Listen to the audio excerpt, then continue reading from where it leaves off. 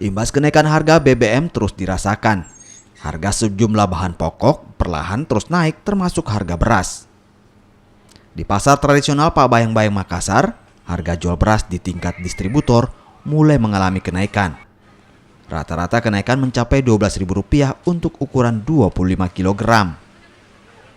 Meski naik, namun pedagang beras eceran masih mempertahankan harga jual beras di harga yang lama.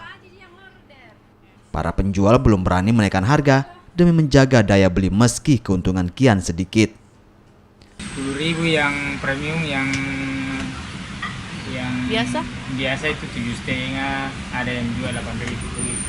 Oh, berarti kenaikannya kita tambahkan berapa itu aja per liternya? Tidak, ya, saya tetap jual harga semula gitu. Oh, berarti masih dijual dengan harga sama? Iya. Begitu. Kenapa belum dinaikkan Haji? Padahal sudah ada kenaikan harga dari per karungnya begitu. Kita sudah masih dapat juga sedikit, kasihan tuh. Pelan-pelan dulu. Kenaikan harga BBM memang akan memicu inflasi. Penurunan daya beli jadi salah satu yang dirasakan. Warga mulai berhemat demi menekan pengeluaran kala harga barang-barang merangkak naik.